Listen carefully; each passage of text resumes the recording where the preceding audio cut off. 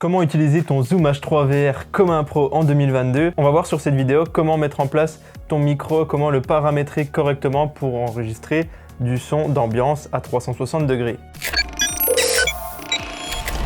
Après plus de 5 ans d'expérience avec ce micro, je te dévoile enfin mon retour d'expérience, toute ma maîtrise sur la captation sonore en ambisonique de premier ordre dans cette vidéo. Dans ce premier chapitre, je te fais vraiment un petit récap de la structure de ce micro, je te le présente un peu dans les détails.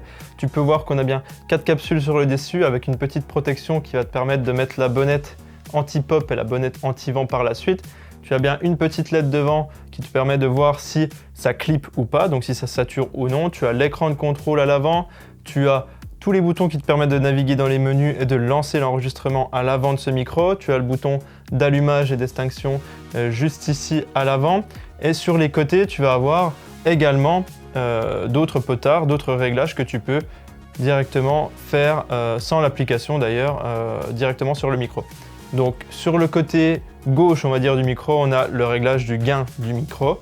On a une partie pour l'alimenter en direct ou pour vider les clips audio directement sur ton PC. Et tu as bien un line out directement ici si tu veux sortir en sortie de ligne. Donc ça, c'est important.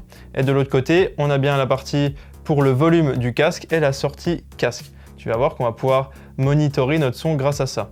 En dessous, on a une petite trappe directement avec les 2 piles et la carte micro SD tout simplement, et tu as bien un pas de vis pour pouvoir le visser un peu où tu le souhaites. Ça, c'était un petit point sur la partie vraiment technique du micro. Là, on va aller un petit peu plus dans les détails sur la partie format d'acquisition. Qu'est-ce qu'on peut enregistrer avec ce micro, tout simplement. Pour trouver cette information, c'est dans le mode d'enregistrement directement dans tes menus. On a le FUMA qui est un mode très spécifique qu'on ne va pas forcément se servir lors de cette vidéo. Il y a le Ambix qui est le format principal en ambisonique au format B. Il y a le ambisonique A au format A. Si tu connais un petit peu le concept maintenant grâce à cette chaîne, en tout cas tu comprends un peu plus de quoi on parle maintenant.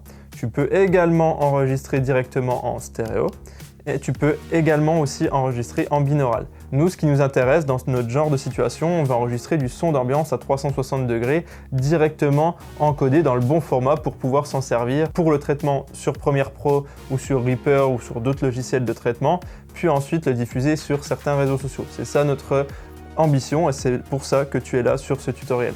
Donc nous, on va sélectionner tout simplement Ambix pour notre cas de figure. Bref, si tu veux savoir vraiment ce que c'est le son de premier, de deuxième, de troisième ordre ambisonique et les comprendre vraiment dans les détails, je t'invite à cliquer sur cette fiche juste ici où tu vas voir tous les types d'exports qu'on peut faire en termes d'audio ambisonique, que ce soit pour les réseaux sociaux, pour un Oculus Quest 2 ou pour diverses plateformes. Mais clique après cette vidéo, sinon tu ne vas pas avoir l'intégralité des informations. On va maintenant voir comment mettre en place ce Zoom H3 VR lors de tes tournages. Tu vas voir que c'est plutôt simple et efficace si tu fais des tournages à 360 degrés. Première chose, insérez bien les 2 piles totalement rechargées. Tu vas voir que la batterie va durer extrêmement longtemps sur ce genre de micro. Comme un enregistreur ou un micro classique, ça dure très longtemps. Également, une carte micro SD, je te conseille pas plus de 8 Go. Ça ne sert strictement à rien et tu vas voir que plus la carte est de grande capacité, plus l'allumage va être fastidieux et long. Et là, on va remercier la société Zoom pour ce genre de problème. Ensuite, en termes de placement par rapport à ta caméra 360, qu'elle soit petite ou grosse, tu peux placer le zoom en dessous, au-dessus ou sur l'un des côtés.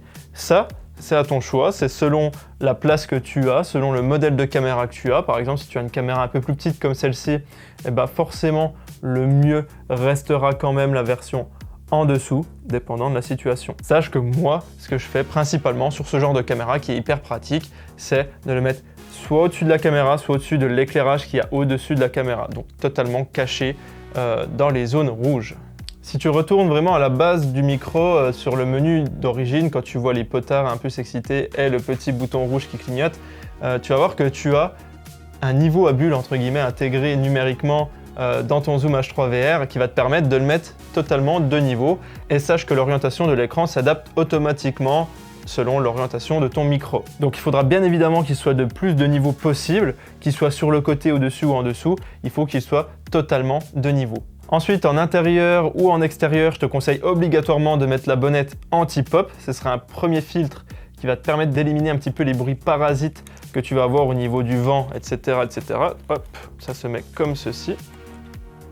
voilà à quoi ça ressemble. Et en total extérieur, quand tu as des tournages vraiment en extérieur et que tu es sûr qu'il va y avoir un minimum de vent, quand je dis minimum de vent, c'est au-delà de 5 km/h, donc crois-moi, je te conseille d'acheter ceci. Ce sera vraiment indispensable et obligatoire. Tu vas voir que ça va te sauver la vie. Bien évidemment, tu vas perdre un petit peu en gain audio, mais ça va te sauver le peu de son que tu vas réussir à capturer.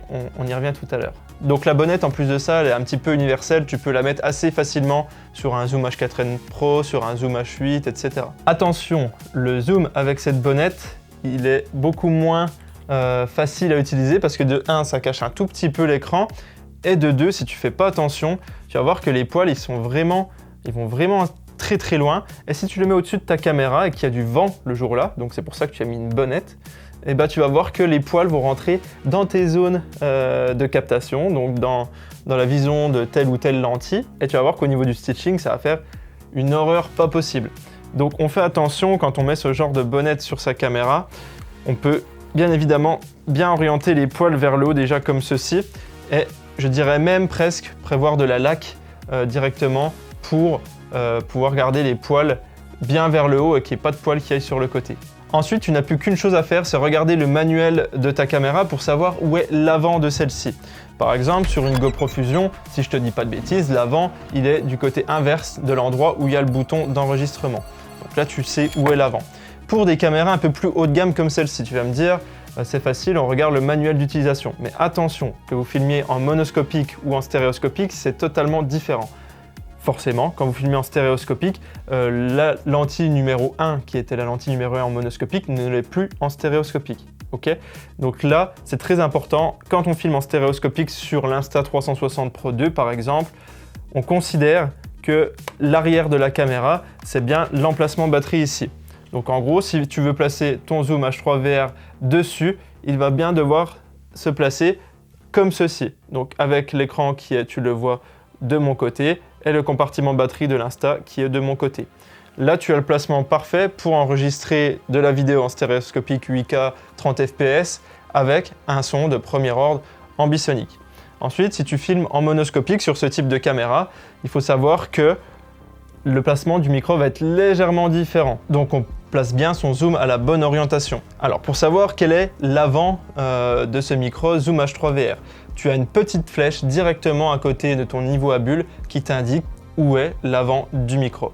Si tu shootes maintenant séparément ta vidéo et ton audio d'ambiance que tu veux enregistrer avec le zoom, je te conseille bien évidemment de le placer des endroits le plus cachés du vent possible parce que là tu vas avoir une liberté de placement de ton micro qui est assez importante.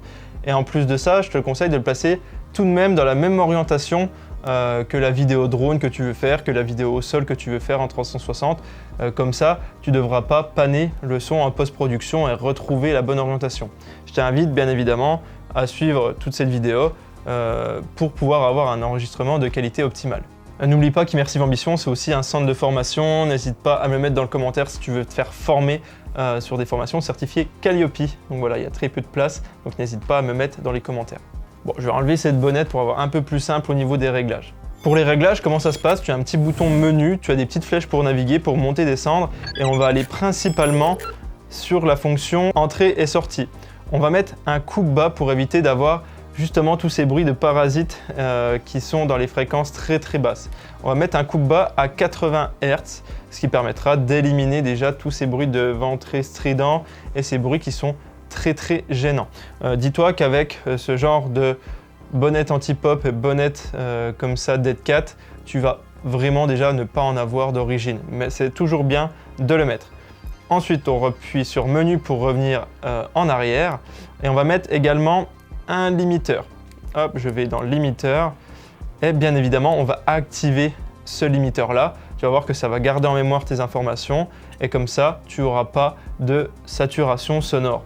Si la petite LED s'allume en rouge, du coup, c'est que ça sature et que ça limite. Ne t'en fais pas, ça ne va pas clipper. Ensuite, si tu veux monitorer à l'aide d'un casque audio, ce que je te conseille de faire sur tes tournages haut de gamme, tu cliques bien du coup sur le monitoring ambisonique juste en dessous et tu sélectionnes bien stéréo. Là, dans notre genre de situation, ce qu'on veut écouter, c'est tout simplement l'ambisonique qu'on retranscrit en stéréo dans un casque audio classique. Okay. Ensuite, il nous reste juste quelques petits réglages d'affinage, l'orientation du micro Dans orientation micro, tu le mets bien en automatique, comme ça, peu importe dans le sens où tu le mets, ça va s'adapter automatiquement. Et le plus important du coup, c'est bien dans réglage enregistrement ou dans le mode d'enregistrement, on va bien choisir Ambix, dans notre cas de figure bien évidemment. Et ensuite, ce qu'il te reste à faire, c'est à chaque scène, régler le niveau de gain qui se trouve sur la petite molette que tu as juste sur le côté. Alors, par rapport au gain, il faut te situer entre -6 et -12 dB si possible. C'est-à-dire que tu vas tomber forcément sur des cas de figure où c'est très calme, des bruits de pièces très calmes, des bruits d'extérieur très calmes. Et du coup, clairement, tu seras à 100% au niveau du gain et il n'y a pas photo, tu n'as pas le choix. Et tu vas très rarement atteindre les -20 dB. Donc on va en reparler juste un petit peu après du gain qu'il te faut selon les cas de figure. Moi j'utilise uniquement ce micro pour du son d'ambiance, il y en a qui le critiquent énormément pour d'autres utilisations, mais pour le son d'ambiance, ça suffit amplement. On va attaquer maintenant le chapitre 4 avec les défauts du Zoom H3 VR, qui est quand même un micro qui est d'entrée de gamme, mais qui va être suffisant pour notre utilisation tout de même. Donc le premier défaut forcément c'est le gain qui va pas monter assez haut, ça c'est bien dommage. Mais vu qu'on fait du son d'ambiance sur nos post-prod où on va intégrer ce son d'ambiance, on va vouloir un gain très bas d'origine, donc c'est pas hyper gênant. En défaut numéro 2, la qualité audio n'est pas incroyable, ça tout le monde le dit. Bien évidemment, si tu pousses et que tu veux mettre ces canaux à 0 dB sur ta piste audio sur Premiere Pro ou sur Reaper, tu vas voir que ça va être catastrophique et que tu auras un grain mémorable. Et le troisième défaut, c'est qu'il faut savoir traiter ce son ambisonique de premier ordre correctement, que ce soit sur Premiere ou sur d'autres logiciels. On n'utilise pas le même traitement que du son capturé en mono ou en stéréo. Dans ce petit dernier chapitre, le 5e, du coup, je vais te donner mon retour d'expérience avec mes conseils et mon expertise, comme d'habitude, c'est tout le temps à la fin de chaque vidéo, tu t'en doutes. Alors, le Ambisonic A que tu as vu dans les modes d'enregistrement, il est intéressant parce qu'il te permet en gros d'enregistrer chaque capsule individuellement, ou du moins chaque canot individuellement, et d'avoir plus de finesse. Tu vas pouvoir faire des choses plus intéressantes dans ta conversion, si tu veux passer par exemple de l'Ambisonic A à du son 5.1, du son stéréo, du son binaural.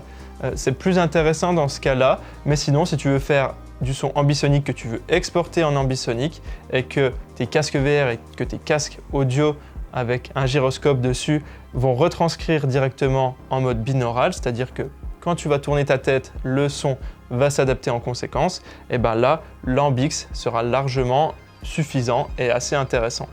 Deuxième chose, va bien sur le site de Zoom Corp qui va te permettre de télécharger les firmware et surtout le player qui va te permettre tout simplement d'écouter ton son sur un PC ou sur un Mac. Donc ça, c'est intéressant, tu vas pouvoir l'écouter et le faire panner pour voir s'il n'y a pas de problème, pour voir si tu l'as mis du bon côté déjà dans un premier temps et si les gains étaient suffisants. Troisième conseil, une fois que tu as ton son d'ambiance et que tu as fait plein de tournages, ça fait 2 ans que tu utilises ce micro ou plus, je te conseille de faire une banque sonore à 360 degrés et de bien les conserver au chaud. Crois-moi, ça va servir. Les banques, comme tu connais bien maintenant, Artlist, Artgrid, etc., qui te permettent d'avoir des banques de sons, des banques d'effets sonores, des banques d'images, des banques de vidéos. Ça va devenir une base bientôt d'avoir des banques de sons à 360 degrés et à l'heure actuelle ça n'existe pas encore. Donc garde-les bien au chaud, ça pourrait servir. Je suppose que la qualité sonore va pas suffire pour s'en servir pour gagner de l'argent à l'avenir, mais au moins pour toi, pour tes productions, dès que tu voudras par exemple un bruit de forêt, un son d'ambiance de forêt, pardon, tu mettras son d'ambiance de forêt et tu auras ce qu'il te faut. C'est-à-dire que tu n'auras plus besoin de les enregistrer une deuxième fois. Quatrième conseil, bien évidemment, c'est un micro qui aura ses limites. Si tu veux en savoir plus sur le son ambisonique, comment le capturer, comment le traiter, etc., je t'invite à regarder les playlists dédiées sur notre chaîne. Tu connais bien évidemment la chaîne maintenant, clique tout de suite ici si tu veux poursuivre avec moi et vraiment devenir un expert dans le monde de la création immersive, ou juste en dessous si tu veux voir la toute dernière qui est sortie sur la chaîne. Sinon tu patientes un peu et ça va te mettre une vidéo automatique, ne t'en fais pas.